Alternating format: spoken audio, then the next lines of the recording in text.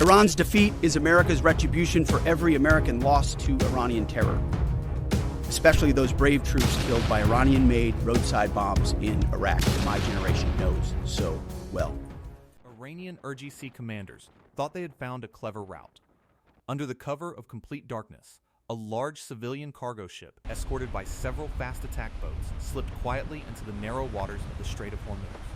Hidden deep within the vessel's massive cargo holds were hundreds of advanced Chinese-made anti-ship missiles, Iranian attack drones, rocket launchers, and thousands of artillery shells, a major arms shipment intended to reinforce coastal positions and threaten international shipping for weeks to come. The IRGC believed the mix of commercial disguise, armed escorts, and nighttime transit would protect the valuable cargo. They were wrong. In a bold, lightning-fast maritime raid, Navy SEALs and Marine raiders intercepted the convoy, seized critical weapons and intelligence, and turned the IRGC's prized shipment into burning wreckage, delivering a humiliating and strategically devastating blow that left Iranian command reeling. The danger had been building for several days. U.S. intelligence assets, including surveillance drones, P-8 Poseidon aircraft, and naval signals teams, had picked up unusual activity at Iranian ports. Heavy nighttime loading operations, increased escort boat activity, and a spike in encrypted communications between IRGC naval units painted a clear picture. Once the cargo ship entered the strait, American forces locked onto it with multiple layers of surveillance. A joint task force was activated immediately.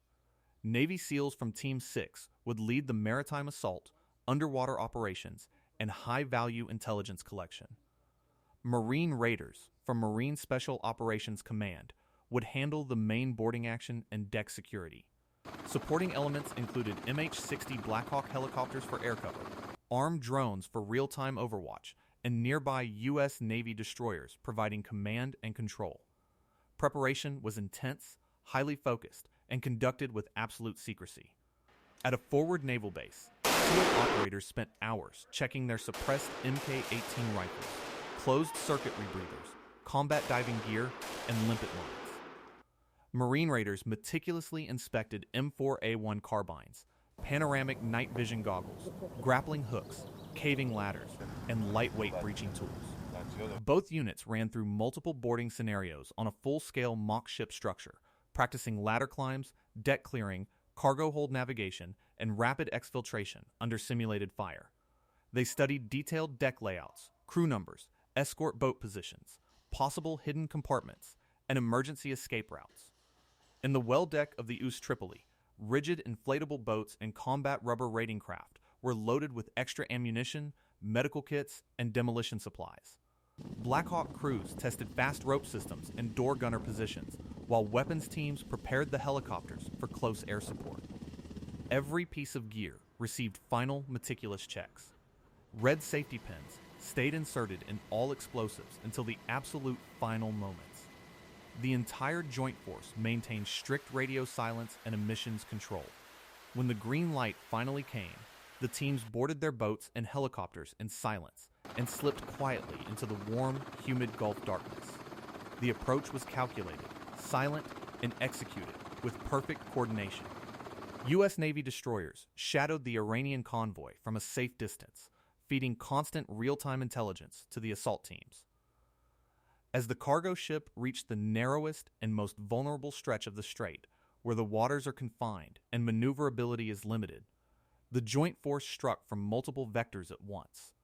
Marine raiders in rigid inflatable boats raced in low and fast, hugging the waves to avoid detection.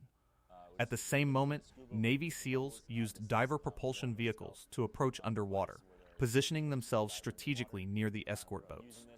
Blackhawk helicopters hovered at a calculated distance, their rotors cutting softly through the night air as they stood ready for fast rope insertions or suppressive fire. The boarding operation was carried out with devastating speed and clinical precision. Marine raiders pulled alongside the large cargo ship and scaled the hull using grappling hooks and reinforced caving ladders. Navy SEALs fast roped from Blackhawks directly onto the main deck and bridge area. The Iranian crew and armed guards were caught completely off guard in the darkness. Short, disciplined bursts of suppressed fire neutralized immediate resistance on the deck within seconds. The joint teams moved like a well-oiled machine, clearing the bridge, engine room, and upper decks while securing the crew and any armed personnel. Below deck, specialized teams began the dangerous work of systematically searching the massive, dimly lit cargo holds filled with stacked containers. What they discovered confirmed every piece of intelligence. Container after container was packed with high-value weaponry, C-802 and C-701 anti-ship missiles still in their shipping crates, Shahed series attack drone components, Cornet anti-tank guided missiles, and pallets upon pallets of artillery shells and rocket motors. Marine raiders secured the most valuable items, while SEAL intelligence specialists photographed serial numbers, seized guidance systems, and collected samples for immediate analysis. Demolition teams moved quickly through the holds, placing shaped charges and thermite devices on the remaining heavy weapons and ammunition stores. They wired each charge with meticulous care, double-checking every connection and timer before withdrawing to safe positions. On the surface, the escort boats attempted to intervene. SEAL underwater teams triggered their limpet mines with precision, creating powerful underwater blasts that disabled the vessel's engines and steering systems without sinking them outright. Overhead, Blackhawks provided armed overwatch, their door gunners ready to engage any new threats that emerged. The entire interdiction remained tightly controlled, maximum disruption with minimum unnecessary escalation. Once critical intelligence materials and high-value weapon components were safely removed, the destruction phase began. Controlled detonations ripped through the cargo holds one after another. Massive secondary explosions from the missiles and ammunition sent towering fireballs soaring into the night sky, visible for miles across the Strait of Hormuz. Thick black smoke rose high into the air as millions of dollars worth of advanced weaponry burned uncontrollably. The IRGC's major arms shipment was reduced to twisted, burning wreckage floating in the warm waters. The once confident convoy was now crippled, adrift, and completely neutralized. The joint force exfiltrated as cleanly and professionally as it had arrived. Raiders and SEALs returned to their rigid inflatable boats and hovering helicopters with captured intelligence packages and a handful of high-value prisoners. The disabled cargo ship was left under the watchful eyes of U.S. Navy destroyers for further inspection and documentation. The entire operation, from first contact to complete withdrawal, took less than 45 minutes. No American personnel were injured during the raid. In the hours and days that followed, the consequences became immediate and far-reaching. The intercepted and largely destroyed arms shipment represented a major logistical and strategic defeat for the IRGC. Advanced weapons that were meant to escalate threats against commercial tankers and American naval assets now lay at the bottom of the strait or burned beyond recognition. The intelligence gathered from the ship provided fresh, actionable details on Iran's supply networks, foreign partnerships, and future resupply plans.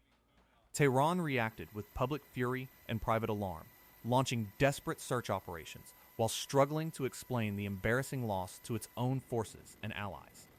The successful interdiction significantly strengthened American and Allied control over the Strait of Hormuz. Commercial shipping resumed with noticeably greater confidence, and U.S. naval forces gained more operational freedom in the vital waterway. Yet this clear tactical victory only sharpened the underlying tension in the region. Iranian commanders immediately began rerouting future shipments through alternative paths and increasing escort numbers. The waters of the strait may have appeared calmer in the immediate aftermath, but both sides understood that this was not the end of the fight, only the latest intense chapter in a dangerous, ongoing shadow war beneath the Gulf sky. The raid served as a powerful and unmistakable reminder that America's naval special operations forces maintain a silent but unbreakable grip on one of the world's most critical maritime chokepoints. The IRGC's attempt to reinforce its positions through the strait had been stopped cold, and the consequences of that failure would continue to echo for months to come.